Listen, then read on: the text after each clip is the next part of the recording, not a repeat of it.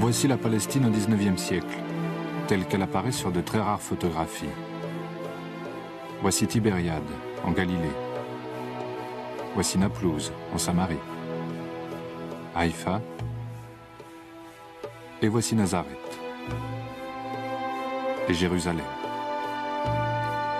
L'orientalisme est à la mode, et les premiers photographes sont aussi des peintres, des artistes voyageurs venus d'Europe.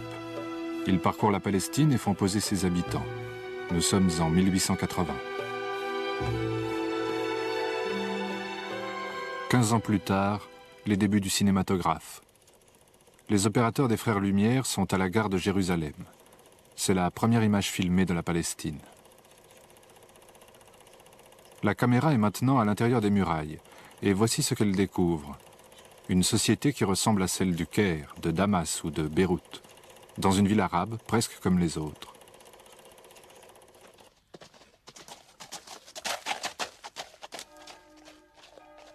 À la fin du XIXe siècle, il y a 500 000 habitants en Palestine.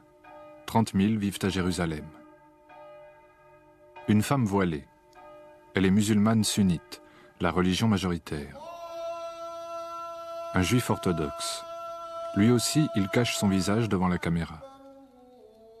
Il est pope, arménien. Tous les rites chrétiens ont leur église dans la ville sainte.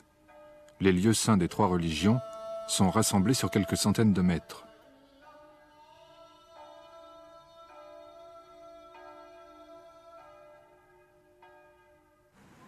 La grande mosquée est tout près du tombeau du Christ. En contrebas, au pied du mur des lamentations, un juif récite une prière. Il porte un tarbouche turc. Il prie en hébreu, mais sa langue de tous les jours, c'est l'arabe. Les Juifs constituent la moitié de la population de Jérusalem.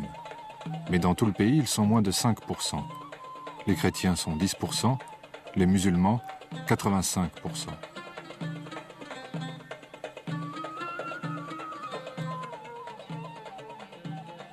Ils sont tous sujets du sultan de Constantinople.